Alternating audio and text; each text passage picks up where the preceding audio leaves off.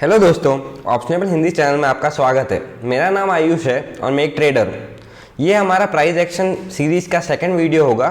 Last video में हमने ये जाना था कि मार्केट साइकिल और मार्केट स्टेजेस क्यों इंपॉर्टेंट है। इस वीडियो में हम क्यों all time high breakouts normal breakout से अच्छे होते हैं और ऑल टाइम हाई ब्रेकआउट्स की क्या वैल्यू है उसके बारे में डिस्कशन करेंगे।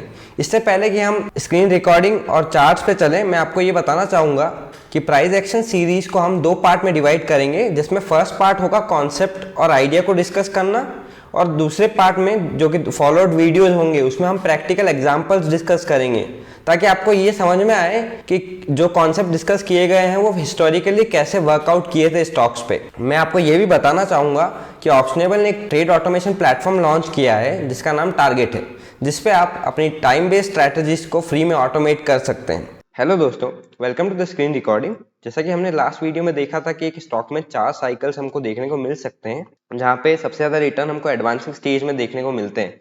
चाहे स्टॉक एक आईपीओ बनाने के बाद अपना फर्स्ट ऑल टाइम हाई जब तोड़ता है, वहां पे सबसे ज्यादा रिटर्न और सबसे फास्ट रिटर्न हमको स्टॉक में देखने को मिलते हैं।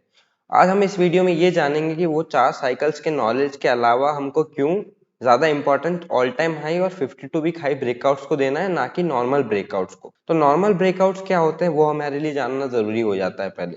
तो नॉर्मल ब्रेकआउट्स, मान लीजिए कोई भी स्टॉक है जिसने लिस्टेड होने के बाद एक एडवांसिंग स्टेज का साइकिल देखा है, फिर टॉप बनाने के बाद उसने अपना सपोर्ट तोड़ के नीचे डिक्लाइन स्टेज आने के बाद फिर वो कंसोलिडेट होना स्टार्ट होता है और फिर एक नॉर्मल ब्रेकआउट देता है। हमारा यही लर्निंग रहेगा कि हमेशा हमको वो स्टॉक्स देखने हैं जहाँ पे एक ऑल टाइम हाई ब्रेकआउट या 52 वीक हाई ब्रेकआउट आ रहा है। अगर चॉइस दिया गया है कि हमको दो स्टॉक के बीच में चुनना है जहाँ पे एक नॉर्मल ब्रेकआउट है और एक ऑल टाइम हाई ब्रेकआउट है, इसका रीजन ये है कि आप जब अपना मोमेंटम इन्वेस्टिंग या प्राइस एक्शन बेस्ड इन्वेस्टिंग करना स्टार्ट करेंगे तो आपको एक बुल मार्केट में बहुत सारी अपॉर्चुनिटी मिलेगी, पर आपका कैपिटल हमेशा लिमिटेड रहेगा। और आपको ये हमेशा देखना होगा कि कौन से स्टॉक्स में हम पोजीशन साइज एग्रेसिवली कर सकें एज पर द सेटअप, और कौन से स्टॉक में हम बहुत कम पोजीशन साइज रखें या जिसमें हम बहुत ट्रैकिंग पोजीशन रखें। तो नॉर्मल ब्रेकआउट में हमेशा एक दिक्कत जो आपको हमेशा देखने को मिलेगी हिस्टोरिकली भी, कि कभी भी नॉर्मल ब्रेकआउट में कंसोलिडेशन के बाद ब्रेकआउट आता है तो उसमें हमेशा ओवरहेड रेजिस्टेंस होता है, जो कि पहले जो सपोर्ट था अब वो रेजिस्टेंस की तरह काम करता है। तो अगर ये यहाँ पे ब्रेकआउट आने के बाद बायर इसको ऊपर भी ले जाएगा तो सेलर्स हमेशा उसको रेजिस्टेंस के आसपास शॉर्ट करने की कोशिश करेंगे या ऑफलोड करने की कोशिश करेंगे। रीजन ये है कि मोस्ट ऑफ द स्टॉक्स जो कंसोलिडेट करते हैं, फॉर एग्जांपल आप आईटीसी को देख लीजिए या आप भारती को देख लीजिए ऑल टाइम हाई ब्रेकआउट करने से पहले, तो उनमें ऐसा ही था कि वो नॉर्मल ब्रेकआउट्स उन्होंने बहुत सारे ब्रेकआउट्स दिए थे, पर हर ओवरहेड रेजिस्टेंस पे सेलर्स एग्रेसिव थे। तो यहाँ पे नॉर्मल ब्रेकआउट्स में भी आप स्विंग ट्रेडिंग कर सकते हो, but if you are doing momentum investing जो कि वीकली चार्ट्स पे, तो आपकी कोशिश यही रहेगी कि आप वो स्टॉक से दूर रहें जिनमें आपका टाइम वेस्ट हो सके। हमको कैपिटल प्रिजर्वेशन तो करना ही है, कैपिटल बचाना हमारी कोशिश है, पर उसके साथ साथ हमारा ये भी मुद्दा रहता है कि हमारा जो कैपिटल है वो लिमिटेड है, तो हम वैसे स्टॉक्स में डालें जो हमारा टाइम वेस्ट ना करें और हमको रिटर्न्स दें। बिकॉज मोमेंटम का सबसे फर्स्ट फ्यूचर है कि आप लोगे उसके बाद वो स्टॉक बढ़ेगा। अगर आप लेते हो और वो स्टॉक 2 महीना 3 महीना कुछ नहीं करता है तो वो भी एक सेलिंग का क्राइटेरिया बन जाता है कि आपको उसमें टाइम वेस्ट नहीं करना है। तो क्योंकि ये सेकंड वीडियो है प्राइस एक्शन सीरीज का, तो जैसा हमने डिस्कस किया था कि फर्स्ट कॉन्सेप्ट रहेगा और सेकंड में हम प्रैक्टिकल एग्जांपल्स देखेंगे। तो सबसे पहले हम जाएंगे और ये देखेंगे कि क्यों नॉर्मल ब्रेकआउट्स काम नहीं करते हैं। तो अगर आप जाके, मैंने 4 एग्जांपल्स लेने वाला हूं मैं, जहां से आपको ये पता चल जाएगा कि क्यों नॉर्मल ब्रेकआउट्स काम नहीं करते हैं। अगर आप विंकीज का चार्ट देखते हैं वीकली टाइम फ्रेम पे, तो आपको एक चीज देखने को मिलेगी। मैं वॉल्यूम भी डाल देता हूँ आपके लिए, तो आप ये चीज देखिए कि विंकीज में initially all time high breakout यहाँ आता है, उसके बाद वन वे एडवांसिंग स्टेज, फिर उसके बाद वो मार्केट साइकिल का हो या बेयर फेस का हो, वो सेल ऑफ आता है, उसके बाद हर हाई पे उसको रिजेक्शन मिलता है और अल्टीमेटली वो बहुत बार कंसोलिडेट होके एक नॉर्मल ब्रेकआउट यहाँ देता है 10 मई 2021 को। अब यहाँ पे आप बोलोगे कि ये भी नॉर्मल ब्रेकआउट अच्छा है, वॉल्यूम्स भी अच्छे हैं, पर उससे पहले कंसोलिडेशन भी है।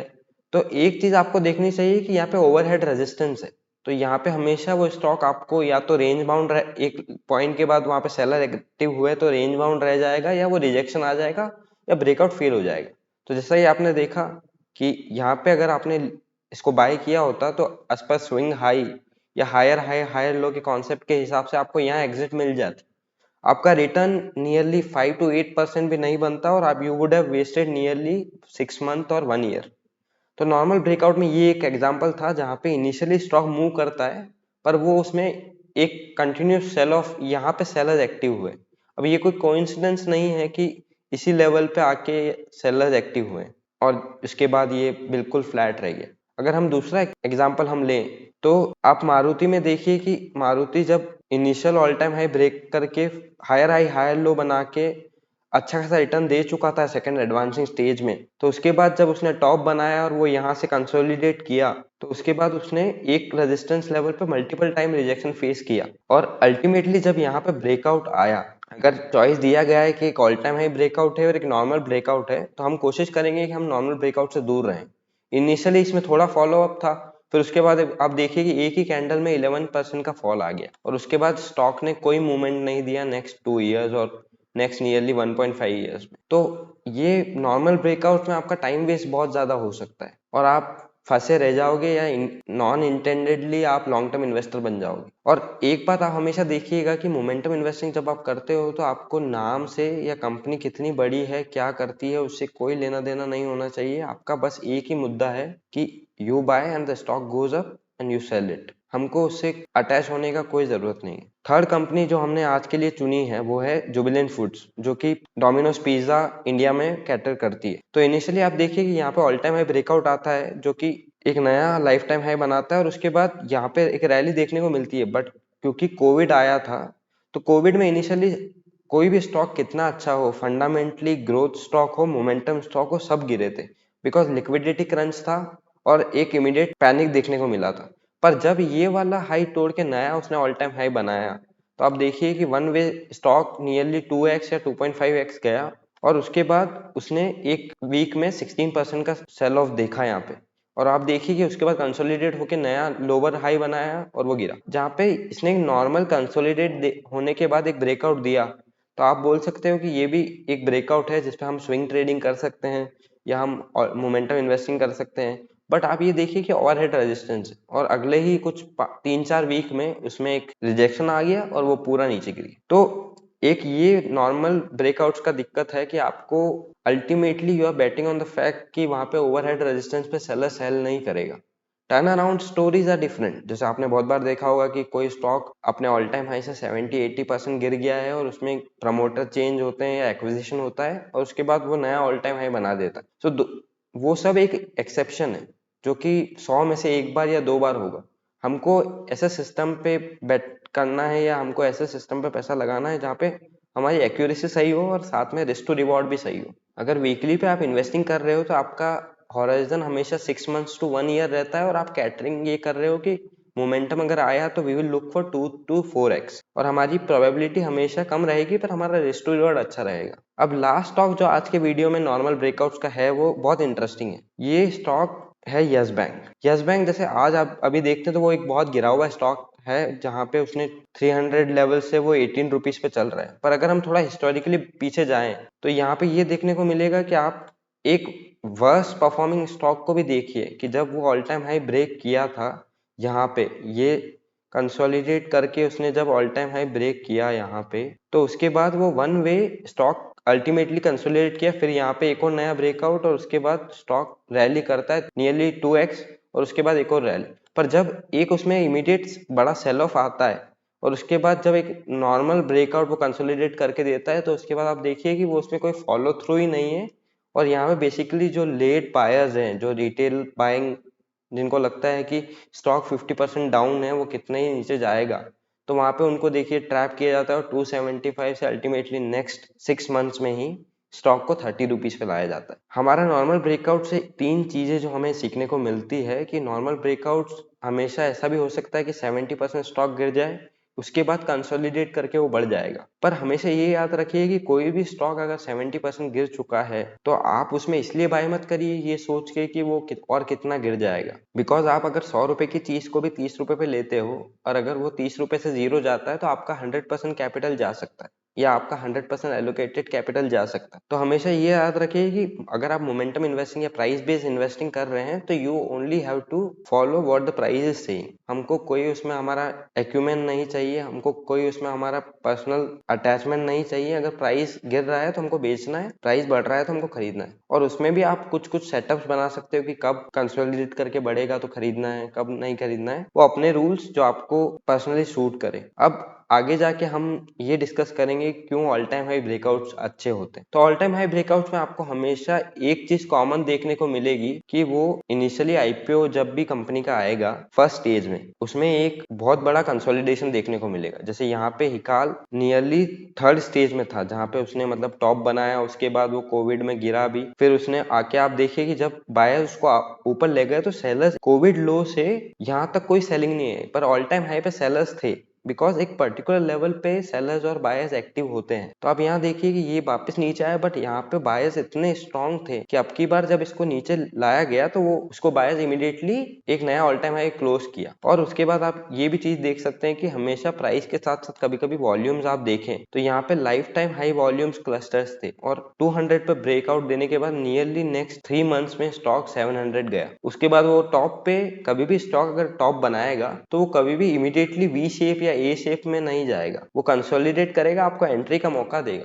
बिकॉज जो भी यहाँ से उसको यहाँ लेके गया है उसको भी प्रॉफिट बुक करना है, वो इमीडिएटली यहाँ तक गिरा के वो खुद नहीं लाएगा। ऑल टाइम हाई ब्रेकआउट इसलिए भी बेहतर होते हैं कि वो बहुत क्विक रिटर्न्स देते हैं और आपको फ्रस्ट्रेशन बहुत कम होता है। तो ये था एक एग्जांपल। आप दूसरा एग्जांपल देखिए। और हर ऑल टाइम हाई ब्रेकआउट में आपको एक चीज देखने को मिलेगी कि अगर कोई भी ऑल टाइम हाई रेजिस्टेंस पे 2-3 बार सेलिंग आई है और उसको अल्टीमेटली बायर ऊपर लेके जा रहा है तो वो वहां पे वॉल्यूम्स के साथ अगर बाइंग आती है तो अल्टीमेटली वहां पे एक बड़ा मूव देखने को मिलता है। जैसे आप देखिए कि ये एक पर्टिकुलर ऐसा स्टॉक था मैज़ेगॉन डॉक, जो कि वैल्यू इन्वेस्टिंग पर्सपेक्टिव से भी अच्छा था। इसकी वैल्यूएशन जब इसमें ऑल टाइम हाई ब्रेकआउट आया तो ज्यादा नहीं थी बीइंग अ गवर्नमेंट कंपनी। और उसके बाद इसमें जब भी ब्रेकआउट आया तो आप देखिए कि इनिशियली यहाँ पे जब ये 300 का लेवल अप्रोच हुआ तो सेलिंग आई, फिर यहाँ पे 320 की लेवल से सेलिंग आई, पर अल्टीमेटली उसने एक ही सपोर्ट लाइन से हर बार बाइंग आई है। जब यहाँ पे ब्रेकआउट उसने दिया 350 के बाद तो वो वन वे टिल 900 गया। तो ये ऑल टाइम हाई की खास बात होती है कि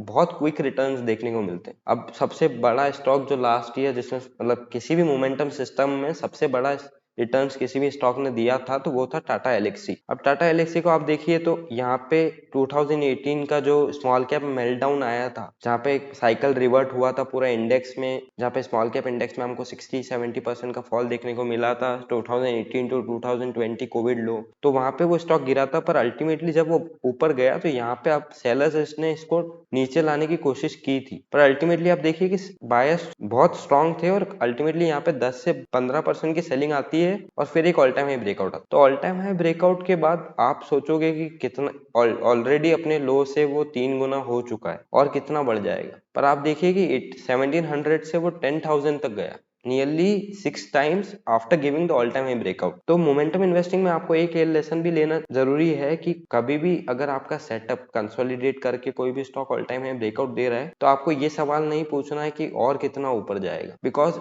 स्टॉक अगर आप हिस्टोरिकली एनालाइज करते हैं तो अडानी स्टॉक्स ने 2 to 3 years के टाइम में नियरली 40x या 50x के रिटर्न भी दिए हैं। तो जो भी आप सोच सकते हो वो सब हो सकता है, और जो ऑब्वियस लगता है वो हमेशा काम नहीं करेगा। जैसे बहुत लोगों को लो पीई कंपनीज अच्छी लगती है, पर लो पीई कंपनी हमेशा वैल्यू नहीं होती, वो चीप भी हो सकती है, वो वैल्यू ट्रैप भी हो सकता है। पर मोमेंटम इन्वेस्टिंग का ये फंडा है मेजरली कि हमको वही बाय करना है जहाँ पे मेजोरिटी बाय कर रहा है, क्योंकि अल्टीमेटली हम अगर गलत हुए तो किसी को तो पैसा बनाना है। If the institution has to make money we will track their activity via the price. अब लास्ट स्टॉक जो इस वीडियो का हमारा है वो है एचजी इंफ्रा, जो कि एक construction company. This was a stock जो मैंने लास्ट ईयर ट्रेड किया था और इसमें मेरी एक सबसे बड़ी लर्निंग ये थी कि ऑल टाइम हाई ब्रेकआउट आप देखिए कि यहाँ पे आईपीओ आया फर्स्ट, और ये all time high breakout basically foundation stage का ब्रेकआउट भी था, और उसके बाद वन वे इसमें सेलिंग देखने को मिली यहाँ से यहाँ तक। और बहुत बार क्या होता है कि आप देखिए कि यहाँ से यहाँ तक वो स्टॉक नियरली 2x या